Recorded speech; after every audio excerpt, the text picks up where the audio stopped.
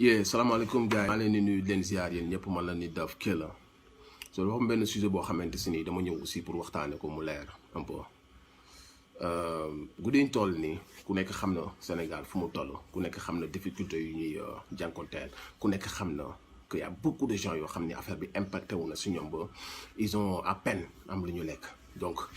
su ma gisee des gens yoo xamante si ñi ngi auto-saisir seen bopp auto-proclamer ne ñoom ñooy représenter la culture urbaine dem palais sans le dire sans yëgal ko nit ñi sans am l'aval des hip-hopeurs dans le seul but de soutirer de l'argent au peuple sénégalais dama koy dénoncer parce que dégg nañ tractation yi ngeen nekk yëpp dégg nañ ko ku ci nekk instant bi nii au lieu que nga sensibiliser nga tiit pour Sénégal nga yërëm Sénégal yaa ngi xool naka ngay def pour soutirer de l'argent au Sénégalais parce que dégg ngeen ay milliards yu ñu débloqué donc fàtte ngeen la sensibilisation et la maladie vous faites genre devant les micros oui sensibiliser ci suuf une mafia est en train de s'organiser ci turu hip hop ci turu tous les innocents yi nga xamante si ni amour la ñuy demee ak passion duñu xam nga yëguñu sax lu xew qui vous a dit que vous représentez le hip hop ngeen nekk ci suuf instant bi nii ñu ngi wootante ku ne ngi wut dossier di fen di gonfler ay chiffres nan dama impacté dama perdre xaalis pour dem soutirer ci milliards yooyu ngeen dégg man Nit Dof ñàkk naa xaalis ñàkk naa ay contrat annulé naa ay concert après Italie ak Espagne xam ngeen que ni xaalis boobu bu génnee pàcc boobu ay millions laa ciy am millions yooyu man mayaat naa ko Sénégal nañ ko jox ministre de la santé wala ci côté action sociale ñu xool naka lañ dimbalee dëgg la am na artiste ci côté culture bi yu impacté wu mais buñ ko doon xool ci liste bi sori ngeen trop ci priorité yi ne serait-ce que sax immigré yi ñoo leen gën a sonn waxuma laa ne ñu nekk fii amuñu lu ñu lekk amuñu lu ñu naan pensez à ces gens là qui ont fait de vous ce que vous êtes ngeen bàyyi leen ñoom pour une fois ñu nekk priorité ndax guddiñ toll nii am nañu ñàkk seen liggéey am na ñoo xam ne toog kër gi ñu leen toogloo kër yàq na xañ na leen lu bëri ci lañ daan am par bis tey jii suñu leen gisee ngeen nekk ci suuf ci turu hip hop di ko am ñu ngeen koy yëgal ak ñu ngeen ko dul yëgal mu nekk ñaari pàcc instant bi ngeen nekk en guerre ñii di xëcc jëm fële ñii di xëcc jëm fële am na fi ñoo xamante si nii nee nañ dañoo annulé laaj nañ ay millions yu dul jeex am ñeneen ñoo xam naan dañ doon jouer ñun chaque semaine ñàkk nañ lii instant bu ngeen di def ci kaw projecteurs yi nii ci suuf yéen ngi xool naka ngeen suturee xaalis c'est une honte il faut aimer son pays surtout dans les moments de crise parce que crise bu amee dina impacter ci ñëpp tey jii même su fekkoon at bi yëpp at la boo xam ne chiffre d'affaires yi du bari ci ñun dañ koy muñ rek daal ne 2021 mooy dàq mais il faut coûte que coûte ma def l'argent ci kanam il faut ma def l'argent ci kanam il faut ci kanamu projecteurs yi ma def un gars engagé un gars qui veut vraiment aider son peuple mais ci suuf benn objectif kese moom mu tax a jóg muy xaalis il est temps que tout ça s'arrête arrêtez de mbubboo hip hop bi yéen aussi une partie laay wax xam nañ bu baax seen bopp xam nañ li may wax te ñoo ma ko gën a xam parce que man mii bëggoon nañ ma si taxal mais laaluma xaalis boobu mayaat naa ko Sénégal ci xol bu sedd guy tey ji su ma mënoon di dagg sama cere di jaay di jël xaalis bi dugal ci kees gi dama koy def mais jomb naa dem di xool naka laa suturee Sénégal xaalis bi muy dem di labi ma xool man naka naa ci ëppalee te on sait que vous allez mentir on sait que ci seen ay chiffres ci seen ay contrats yi soi-disant contrats yi ngeen fi wax vous allez gonfler les chiffres ayez honte de faire ça bàyyi leen les plus démunis ñoom ñu jot ci xaalis boobu noonu bàyyi leen les immigrés yi nga xam ne un mois ngi nii ñu tëju di fay location di wut lu ñu lekk liggéey yuñ benn bàyyi leen xaalis boobu ñu jël ko yóbbul ko immigré yi bàyyi leen ñi gën a nekk au fin fond du bled gars yi gën a sonn ñu jox leen xaalis boobu yéen ngeen xool li leen yàlla jot a suturale ngeen xool naka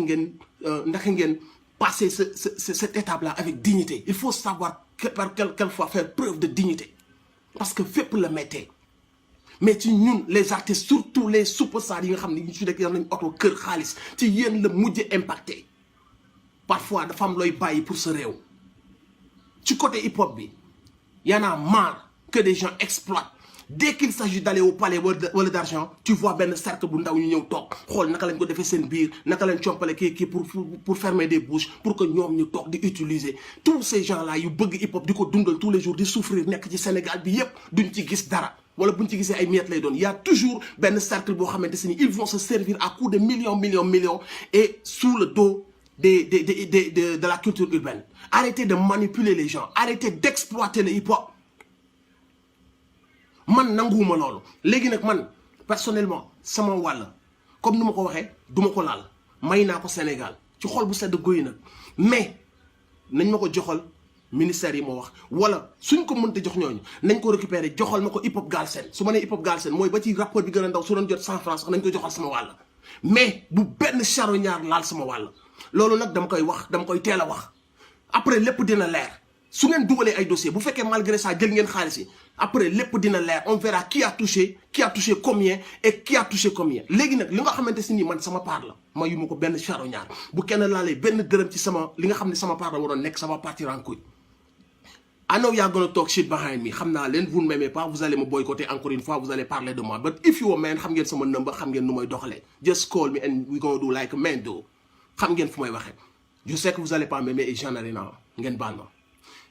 li tax may wax mooy bëgg sama réew ñeme dëgg te xam ngeen ne ragaluma leen te xam ngeen ne yii laa mës a taxawee depuis 12 ans yi ma fi nekk il est temps que ça s'arrête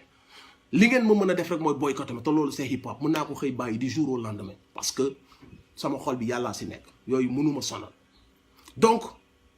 voilà le message yëg ngeen ko les gars du hip hop maa leen di wax ngeen yeewu parce que y a trop de gens qui vous exploitent y a trop de gens ci seen ay tour ci turu hip hop bi ils vous exploitent parce que lii nii ñi ngi naan bu leen ko wax diw bu leen ko wax diw parce que diw amuloon contrat ñi amuloon contrat et ça c'est lâche de vouloir inventer des contrats et de xam que ni bu dee impacté hip-hopeur bi gën a ndaw affaire bi impacté na ko parce que ne serait-ce que benn 2500 mënul na ko cee laal te laalu ko donc yow mi nga xamante si ni tu es en train de fabriquer des faux contrats wala de gonfler des chiffres teggil sa tànk soo bañee wax bi jur beneen scandale teggil sa tànk nga bàyyi Sénégal cofit yi mu dem wuyu mu dugal ko fi mu ko war a dugal les plus démunis les immigrés faneen ak faneen balaa muy accès ci nous les artistes je parle culture urbaine c'est large nag culture parce que am na ñeneen ñoo xam ne instant bi bind nañ seen dossier toog di xaar fàtte nañ sensibilisation fàtte nañ corona fàtte nañ tiit bi fàtte nañ dee yi fàtte nañ lépp instant bi nii nun def rek ba dégg milliards yi président bi annoncé naka lañ ci ëppalee la ñuy wut naka lañ ci organiser mafia boobu nag man bokkuma ci lu leer de midi laa leen wax loolu mooy li fi am ñu ngi fàttali ñëpp que la priorité c'est la sensibilisation jëlee fi coronavirus dimbali suñu frères yi dimbali les plus démunis fexe ba maladie bi bañ a law c'est ça loolu moo nekk urgence bi ko duñ toll nii suñu demee ba weesu lii yëpp nag àdduna jeexul octobre mi ngi ñëw novembre mi ngi ñëw décembre mi ngi ñëw 2021 mi ngi ñëw ku ci ne la lay sa wërsëg mën nga koy jot mais pour le moment arrêtez de vouloir exploiter la situation yaa salaam